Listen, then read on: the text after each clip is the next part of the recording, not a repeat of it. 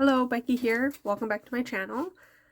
I am just at work right now, opening the store today, and it's a little bit quiet this morning, so just thought I'd do a quick introduction. All my reading plans are just like going out the window right now, so I want to do a quick, a short little vlog of me reading Dirt Rich, a novel of Texas, and I live in Alberta, so we're like the Texas of Canada. And especially where I live, it's very oil. Our economy is just the oil sands. And most people here work in the oil sands. I do not, but I work in an independent local store here, so that's cool. And the reason why I'm picking this up today is because in 1 week today, I go to BC to visit my mom with my 2 daughters. So we're very excited about that little girl trip. This book apparently was my grandma's favorite book, my mom's mom, and she passed away when I was 9, so over 25 years ago now. And not quite 25 years yet. Maybe it was 25 years this year. Anyways, yeah, she passed away in 97 and it's 2021, so yeah. Anyways, this was like her favorite book, so my mom bought this online. Well, I bought it. My mom gave me the money for it. And I bought this online at Thrift Books. And I've been putting it off because I just wasn't ready to read it yet. But now I've decided that now's the time. And hopefully I can read it in a week. It's quite the chunker. Let's see. It is 521 pages long. And the margins are fairly... Look how ripped up this book is. And the margins are fairly big. But yeah, so I'll dive into this when I have a few quiet moments at work.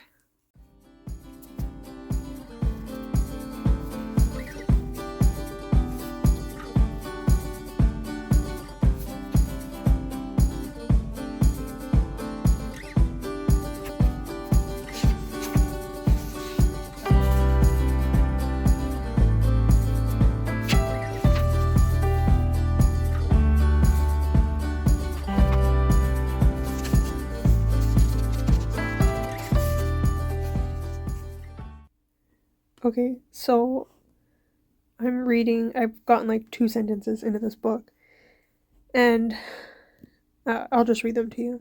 The sounds of the people in the street outside the hotel window woke Georgia Powell from her sound early morning sleep. She glanced at the young sailor next to her, smiled sympathetically at the memory of his awkward lovemaking, and eased out of bed without disturbing him.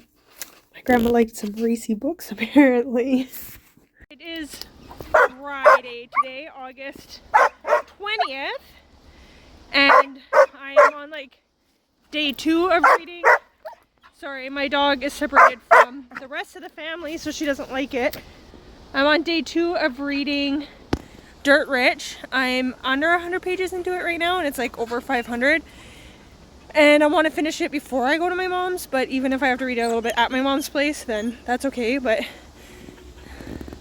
say hi. So today I just decided to go for this little fox walk, which is really close to the library, and then we are going to stop at the library because I requested a couple of books for on the plane for my one daughter. She's going to be 8 in November. I'm getting some step into reading English books from the library, and then I bought some French ones off of Scholastic. Sophie's got Maribel there somewhere. Hi, Novella. Behind.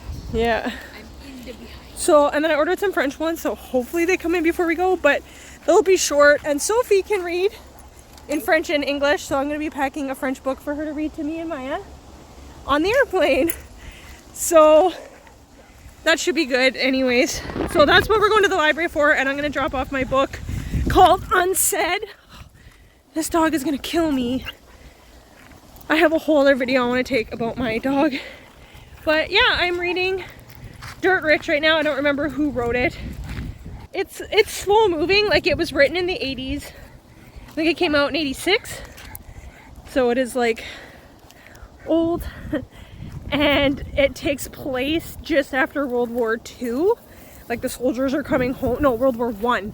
The soldiers are coming home, and I think right now we are in 1921 or something like that. So it's just after World War I. So those books, like I read The Grapes of Wrath and stuff by John Steinbeck, and those books I find, although they're good, they're slow moving books, and that's what this one is like so far. Hold on. Ryan, what are you doing? Who's in your backpack? This is our newest foster puppy, Nala. Hi, sweetie.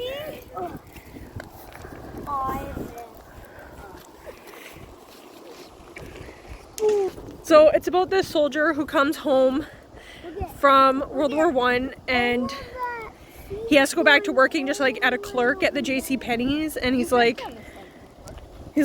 my life is meaningless, but selling shirts to guys and trying to like upsell like a tie or something like that. Like, what's the point of this work and stuff? And he marries the girl that he was with before he goes out to the war, like just before he's deployed. So they ended up getting married and getting pregnant right away. Right now she's like 7 months pregnant, so they haven't had a baby yet.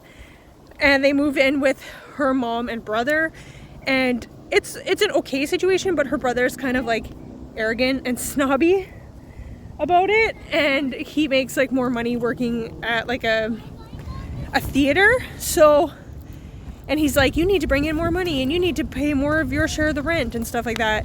And she works as a clerk as well. I can't remember what store, but like she's gonna have a baby and stuff, and they're like, we need to save up money for the doctor, and we've only saved up $5 in the whole last year. And it's kind of funny listening to like the amount of money they're saving, because at one point he gets a check for $500, and it's like, whoa, you're so rich, right? I'll have to do the conversion to find out what $500 now would be. But anyways, so he gets a letter in the mail from a lawyer in town, and they live in Kansas City, and this is a letter from Texas, a place called Dane, Texas, and this guy's died and left a piece of land and $500 to this guy in his will. And he's like, Sam, the main character who inherits this money, is like, I've never heard of this Abel Patman guy before in my life. Like, who is this? Why would he leave me money? So he decides to go, and the guy who died and left the inheritance, his daughter offers to buy this parcel. It's like 100 acres of land, and it's attached to her land. So she offers to buy for like $2,000 this 100 acres. And he's like, oh, that's a lot of money. That's like a nest egg. We could pay for the doctor. I could set up my own business. I could do all this stuff with this $2,000, right? I wish, right? And then he's like, I don't know, I want to check out this land though. Like, I've never owned anything before in my life. I'm kind of poor, stuff like that. I want to check out what this is that I own. Why would I just give it away?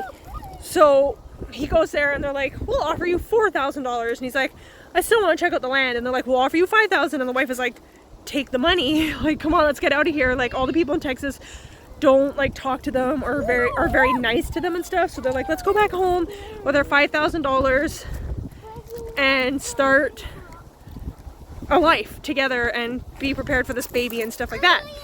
So he's like, no, this is my land. I want to check it out and stuff. And no one will talk to them. They're like, who is Abel? And they're like, we're not going to tell you who this guy was. And they're like, the daughter who's like trying to buy the land back from him, her husband is like out of town, but he's the one that would be like paying for it, I guess, kind of thing. Like, he owns most of the town, or the township, or whatever it was called.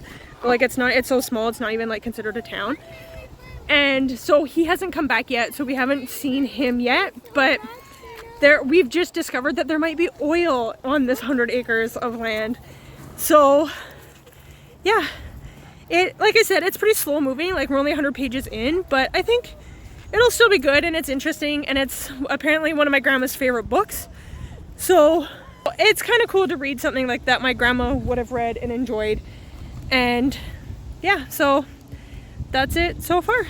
We're gonna go finish our walk and go to the library, and maybe I'll take these kiddos to the park, and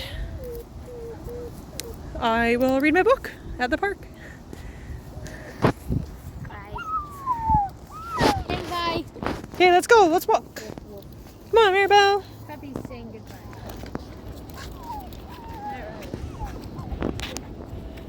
Alright. Riley, don't fall in the water! Hello. I'm Marilyn. I watch them.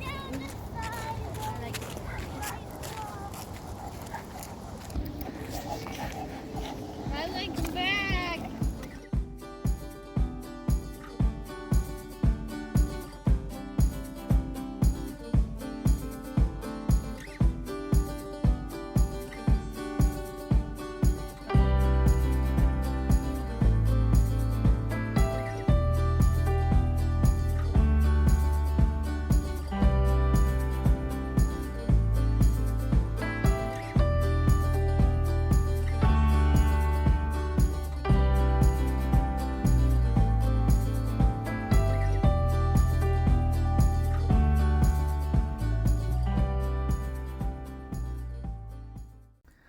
So I got dinner here of some cod and asparagus.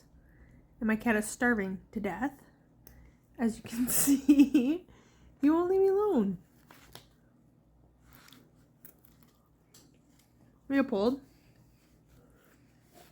I already gave him 2 pieces and he ate them so fast.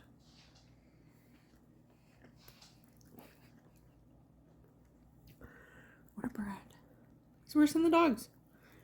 Leo. Took another piece right off my plate. Leo. Oh, he's gonna bite me. Oh! He's gonna bite me in the face. Happy Sunday, everybody. I am back at work. I got another 3 hours to go. And it's been a little bit quiet. We've had 2 customers in, and then I just put away some stock. And I'm still making my way through Dirt Rich. Like I said, it's a really slow moving book, so I'm not like, what's happening next? What's happening next? I'm just like, okay, along for the ride kind of thing. I am on page 132, so not that far in yet. I was just telling my brother, I was like, I gotta read this like 500 plus page book to give to mom when I get there, and he's like, there's probably a movie. I don't know, maybe if there is a movie, that'd be kind of cool to watch that with my mom. And I just opened up the back to kind of like glimpse to see exactly how many pages it was, and just found a library card. That's so cool. People were taking this out. Oh, can I get it out? Oh, I might rip it. May 24th, 1994. November 26th, 1994. 1990, 92. Oh, a couple in 89. I don't know if you can... Some are like upside down, and that's from... Withdrawn from Scholastic Collection. It just says Howard Clark, Dirt Rich, South Central Kansas Library System, Hutchinson, Kansas. Book Truck Collection. That's so cool. That's the one cool thing about buying like old books. Like, yeah, it's falling apart. Like here, the seam is like completely cracked and stuff, and it's like falling apart. But then you get cool things like the library card and stuff in it. So yeah, just slowly making my way through it and wanting to read something else with a little bit more action, but then I'll get like, if I'm reading 2 books at the same time, it just takes that much longer to get through the book. So it's he started drilling on his land for oil and has a few like investors and people helping him out with that, and yeah, that's about it. They had a baby, named him Tyler after the town that the dad was in trying to buy a drill bit when the baby ended up being born. So the baby's name is Tyler, from Tyler, Texas, apparently. But yeah, not much else to say about it. I'm curious to see like why this was my grandma's favorite book. My mom said she read a lot of books that were more like my mom's been reading Sandra Brown lately, so more the mystery, thriller, crime, solving crime kind of stories. I think my grandma read a lot of that stuff. So I'd be curious to know, like, what was it about this book that she loved. But I'm only, like I said, a third of the, or like a fifth of the way through. Maybe a quarter of the way through now. Yeah, maybe a quarter. So, but I can't ask her what it was about this book, but maybe it's just the characters. I don't know. But anyways, that's my update for now. That's it. So today is Thursday, August 26th, and we are just getting ready to leave for the airport now to go see my mom, and I am not done Dirt Rich at all. I am 308 pages in, so I have this much left to read, which is like 200 pages. It's 500 and like 21 pages, 521 pages long. So I am a little bit disappointed that I couldn't finish it before leaving today, because I had other plans of what I wanted to read while in Vancouver, which I am still obviously bringing a couple other books with me, but I was hoping to get more of this read, and normally I would have more time to read on the plane and in the airport waiting for connections and stuff, but bringing my daughters with me, they're just going to be like gabbing the whole time, so I won't really have time to read.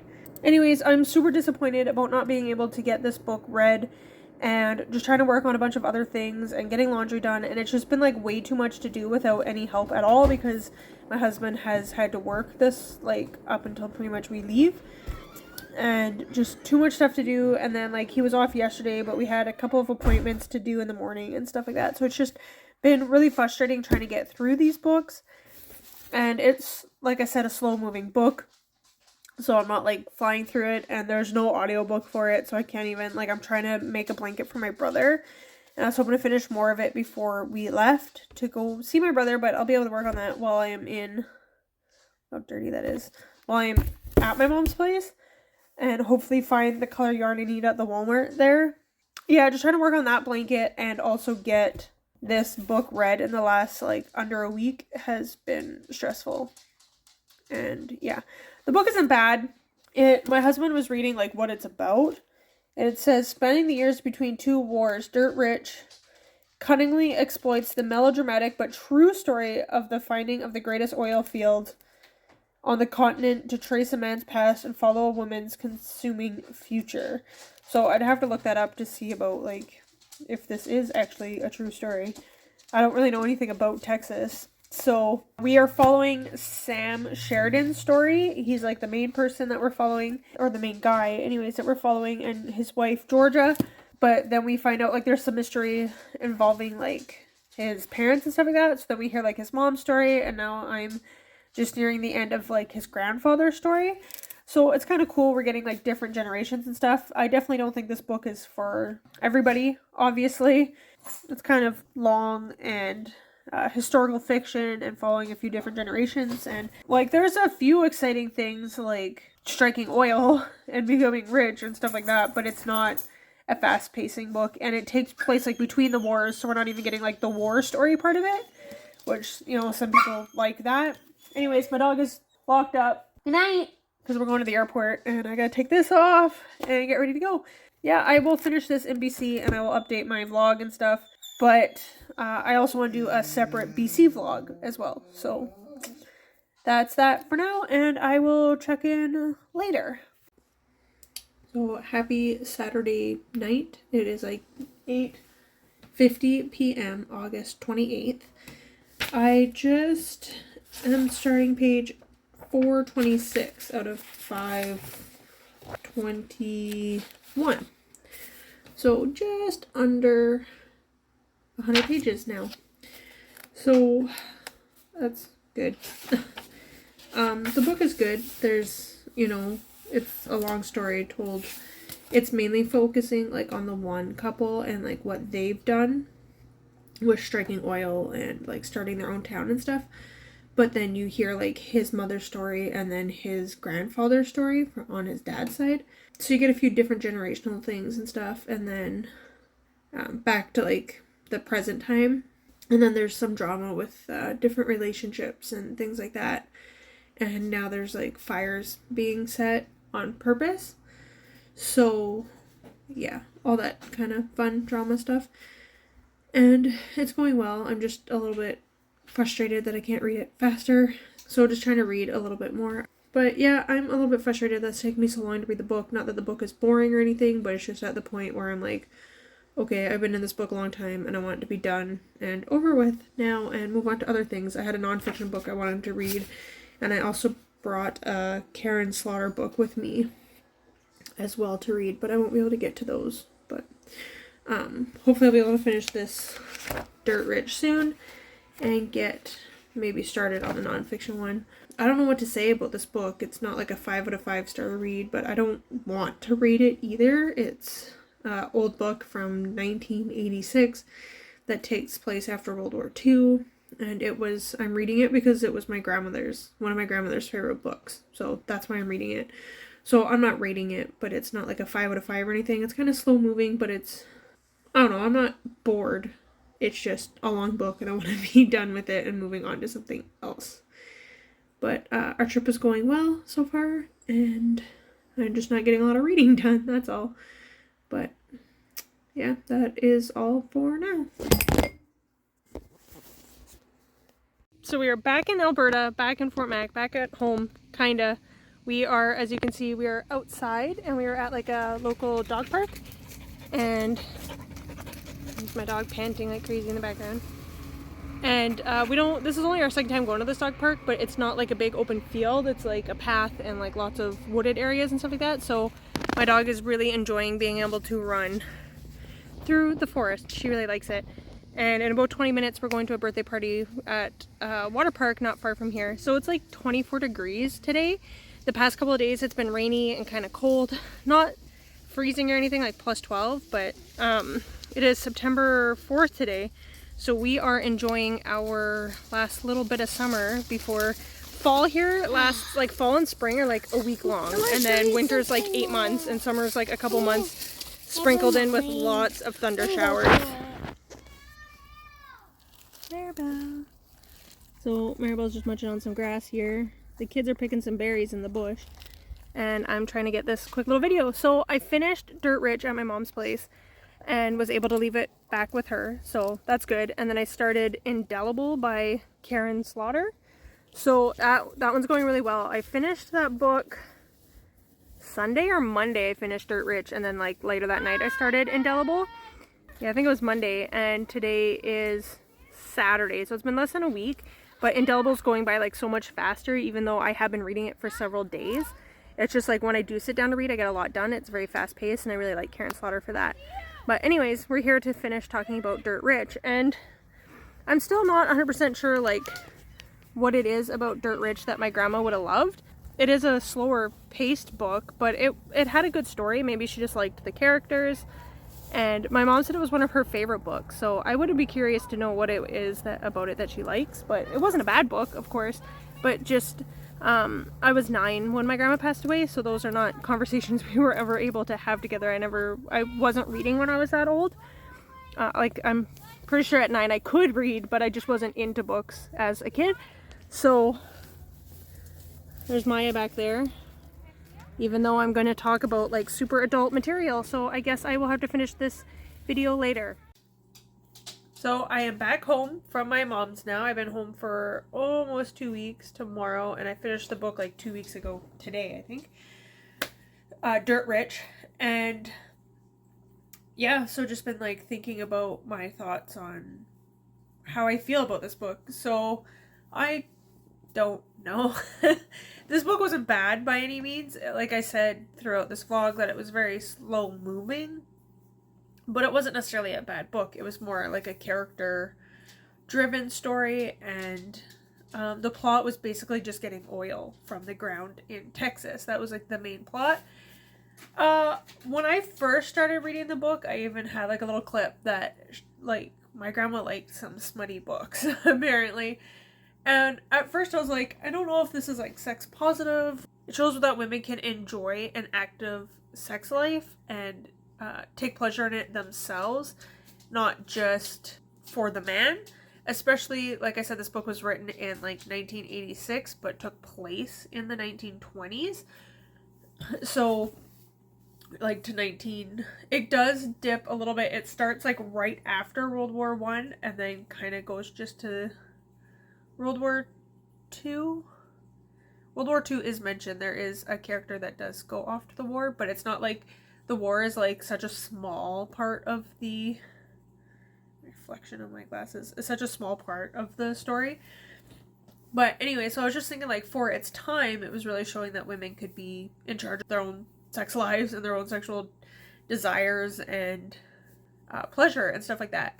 And then, like, the more I was reading it and, like, after sitting on it for a while and thinking about it, I'm just wondering if this guy, this Howard Clark, whatever his name is, guy just wrote what he wished women were like. And I don't know, like, if it was really sex positive or not. Like, all the women just, like, loved sex and having sex, and which is fine, but Novella, come here. Our dog is sick. Come. No, come on the chair. Come sit with me. All the women enjoyed very active sex lives and very much like they initiated it, they wanted it, and like nothing wrong with that at all. Not saying that doesn't happen, not saying women don't have those desires, but it was like every woman wanted it all the time. They all like loved giving blowjobs and like all this stuff, and I was like, maybe this isn't exactly realistic. Maybe it's going from like the prudish side to like the way other side of it. And like these men, they talked a little bit about like visiting brothels and stuff like that, but like that wasn't part of the story really either. Like these were women that were wanting to get married or were married. But yeah, it was just like they always wanted to have sex. They were always into it. They always wanted to do like these crazy things and stuff like that. And I was like, maybe this is just what the author was hoping women were like. So I don't know if it was really sex positive or not. Like in some ways you could read it that way, but in other ways it was just like this male's fantasy of what he wished women were like in the bedroom. So that was really interesting though, like reading this book now and thinking like my grandma was reading this book when she was like my age or maybe a little bit older, but still like it's kind of funny. And now my mom's gonna read it. And so yeah, that's interesting. Anyways, I don't know how I feel about the ending of it. There is a scene between the main guy and his wife, and they kind of like split up for a while because she's with another guy. She wants to be with indigenous male, like he's half indigenous, half white. And that's like super bad and derogatory on its own. You're not supposed to mix races and stuff like that. And there's no talk at all about blacks or slavery. It was mostly just any non-white people were indigenous people. And dog knocked over a sign. You okay? But there's no talk of like black slavery or anything. I think it was like mentioned once.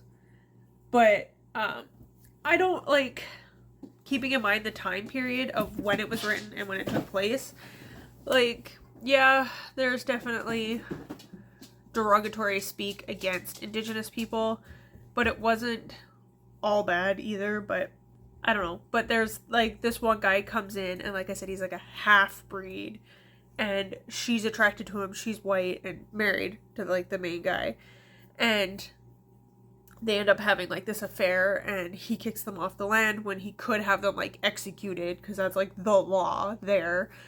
A white woman can't mix with non-white males kind of thing.